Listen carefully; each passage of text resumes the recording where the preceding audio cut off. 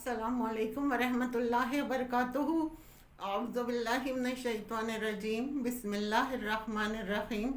Rabbi इश्रह ली सदरी व यस्सिर ली अमरी वहलुल उक़दतम मिन लिसानी यफ़क़हू क़ौली। रब्बि ज़िदनी इल्मा व अमला या मुक़ल्लिबल क़ुलूबि सब्बित क़ल्बी अला दीनिक। या रब्बि लकल हम्दु कमा यंबग़ी लिजलाली वजहिका व अज़ीम सुल्तानिक। हम पढ़ रहे हैं सूरह अल-बक़रा, उसका तर्जुमा और उसकी तफसीर। आज की आयत नंबर 28 और 29, उसका तर्जुमा और उसकी तफसीर पढ़ेंगे। कैफ़ा तकफ़ुरूना बिल्लाही, पीछे कहा अल्लाह की इबादत करो, अल्लाह को मानो। यहाँ पर है किस तरह तुम अल्लाह का इनकार करते हो। पहले एक तरह से दलील दी कि अपने रब की इबादत करो जिसने तुम्हें पैदा किया है। अब दूसरी तरह से दलील दी कि इनकार मत करो। वकुन्तुम अमवातन, तुम थे क्या, तुम लाइफलेस थे दुनिया में आने से पहले। दुनिया में आने से पहले हमारी ज़िंदगी क्या थी? हम लाइफलेस थे, रूह नहीं थी। फ़अहयाकुम, तो उसने तुमको ज़िंदगी दी, यानी माँ के पेट में तुम्हारे अंदर रूह डाली। ये इस ज़िंदगी की तरफ इशारा है। सुम्मा युमीतुकुम, फिर वो तुमको मौत देगा। कब? दुनिया से जाने के वक्त रूह निकाल लेगा। सुम्मा, फिर युहयिकुम, वो ज़िंदा करेगा तुमको। ये ज़िंदगी आखिरत की ज़िंदगी होगी जिसके बाद कोई मौत नहीं।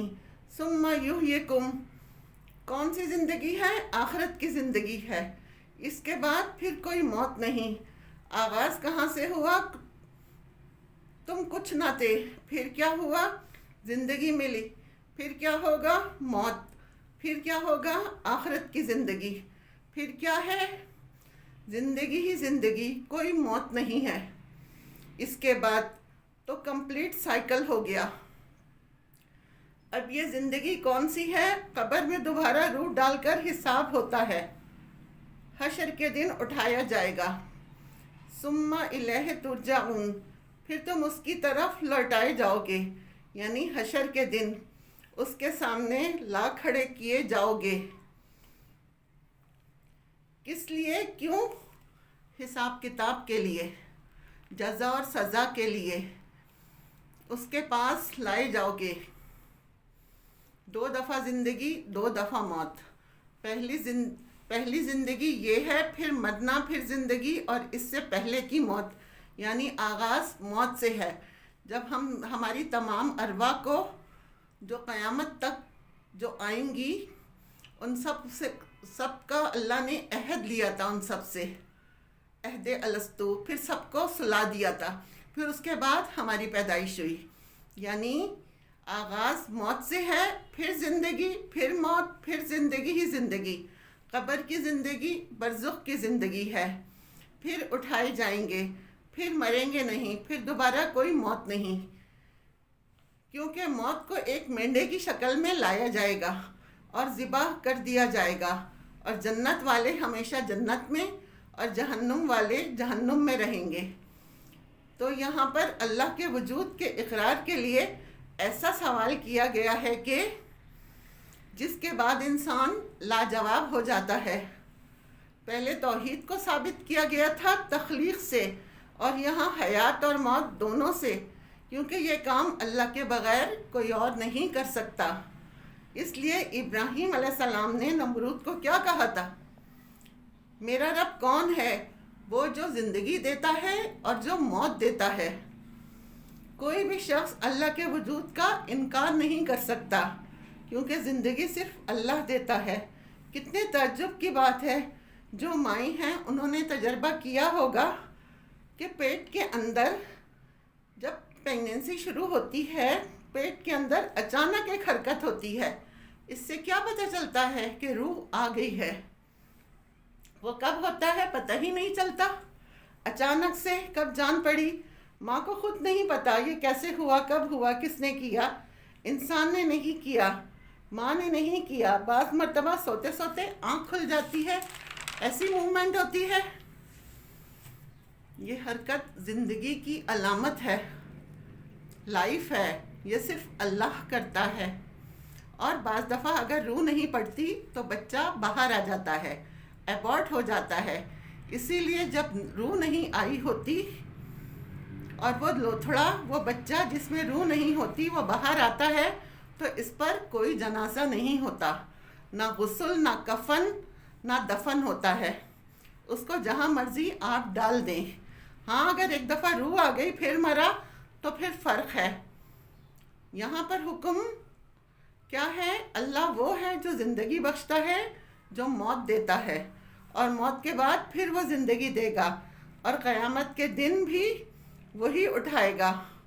منکرین کافر یہ کہتے تھے کون ان ہڈیوں کو زندہ کرے گا جب یہ پرانی اور بوسیدہ ہو چکیں گی. قل یحییھا الذی انشأھا اول مرہ، کہہ دیجئے وہی ان کو زندہ کرے گا جس نے پہلی دفعہ زندگی دی تھی. وَهُوَ بِكُلِّ خَلْقٍ عَلِيمٌ، وہ تخلیق کا ہر کام جانتا ہے. تو اس آیت سے جو اہم ترین بات ہمیں پتہ چلتی ہے وہ یہ ہے کہ اللہ کا انکار کرنا درست نہیں ہے. اور اللہ کے وجود پر دلیل کیا ہے؟ انسان کی اپنی زندگی اور موت کا نظام. اور دوسری بات جو آیت کے آخری حصے سے پتہ چلتی ہے وہ یہ ہے کہ انسان جہاں سے آیا ہے اسے وہیں پر جانا ہے. هو الذی، وہ اللہ، وہ ذات ہے، خلق لکم، جس نے پیدا کیا تمہارے لیے بنایا. کیا بنایا؟ ما فی الارض، جو بھی زمین میں ہے، جمیعاً، سارا کا سارا، سب کچھ.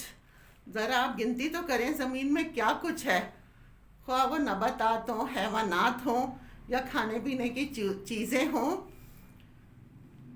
سورۃ فصلت میں آتا ہے وَقَدَّرَ فِيهَا أَقْوَاتَهَا، ساری بندوں کی روزی اس کے اندر رکھ دی اللہ نے، وہ ہمارے لیے بنایا ہے. ثُمَّ اسْتَوَىٰ إِلَى السَّمَاءِ، پھر آسمان کی طرف متوجہ ہوا. فَسَوَّاهُنَّ سَبْعَ سَمَاوَاتٍ، اور ان کو 7 آسمان درست طور پر بنایا. اس سے کیا پتہ چلتا ہے؟ کہ زمین آسمان سے پہلے بنی ہے. پہلے اس کی بات اس لیے کی گئی کہ انسان کو قدر ہو اللہ کی نعمتوں کی، انسان اللہ کے احسان کا شکر گزار ہو کہ جس نے انسان کے لیے اتنا کچھ بنایا. کتنی محبت ہے اللہ کو اپنے بندوں سے، اس نے کیا کچھ نہیں دیا. اور کیا پتہ چلتا ہے کہ یہ زمین کس کے لیے بنی؟ انسانوں کے لیے بنی. جو کچھ اس میں ہے وہ سب انسان ہی کا ہے کہ وہ اس سے فائدہ اٹھائے، اسے استعمال کرے. وَهُوَ بِكُلِّ شَيْءٍ عَلِيمٌ، اور وہ ہر چیز کو جاننے والا ہے، اسے ہر بات کا پتہ ہے. اس آیت سے یہ بھی ہمیں بہت اہم سبق ملتے ہیں. نمبر 1، اللہ کا احسان ہے کہ اس نے ہمیں ان گنت نعمتیں دی ہیں. ہر احسان کا ایک جواب ہوتا ہے. ہمیں اس احسان کا کس طرح جواب دینا چاہیے؟ جس نے ہمیں یہ سب کچھ دیا ہم اس کے بنیں، بجائے اس کے ہم ان چیزوں کے بن جائیں جو اس نے ہمارے لیے بنائی تھیں. یہ سب کچھ اللہ نے کس کے لیے بنایا ہے؟ ہمارے لیے. اور ہم انہی چیزوں کے ہو کر رہ گئے. کبھی آپ نے غور کیا ہے کہ آپ کا گھر آپ کے لیے ہے یا آپ اس گھر کے لیے ہیں؟ کیا آپ کے بغیر گھر نہ چلے؟ آپ گھر کے علاوہ کچھ اور سوچ ہی نہیں سکتے. بچے آپ کے لیے ہیں یا آپ بچوں کے لیے ہیں؟ کیا فرق ہے؟ فرق یہ ہے کہ بچے آپ کے لیے ہیں، ٹھیک ہے، آپ بچوں کے لیے. اس طرح کہ آپ کی زندگی میں بچوں کے سلوا کچھ اور رہے، نہ اللہ کا حق، نہ بندوں کا حق، اور کوئی اور بات سوچے ہی نہ. تو اللہ نے ہمارے لیے زمین بنائی ہے، ہمیں ان چیزوں کے لیے نہیں بنایا ہے کہ ہم انہی کے ہو کر رہ جائیں اور بھول جائیں کہ وہ دینے والا کون ہے. تو مطلوب، مقصود، محبوب کون ہے؟ ان چیزوں کا بنانے والا، نہ کہ یہ چیزیں. ایک اور بہت اہم بات یہ پتہ چلتی ہے کہ ہمیں اللہ سے ڈرنے کی ضرورت ہے، کیونکہ وہ ہر چیز کو جانتا ہے. ظاہر باطن ہر چیز اس کے سامنے عیاں ہے۔ تو اے لوگوں، اپنے رب کی عبادت کرو جس نے تمہیں بنایا، اور جو کچھ زمین میں ہے اسے بھی تمہارے لیے بنایا ہے۔ اب تم ان کے نہ رہو بلکہ اپنے رب کے ہو جاؤ، اور اس سے ڈرو کیونکہ اسے سب پتہ ہے کہ کون کہاں ڈنڈی مار رہا ہے۔ وآخر دعوانا ان الحمد للہ رب العالمین۔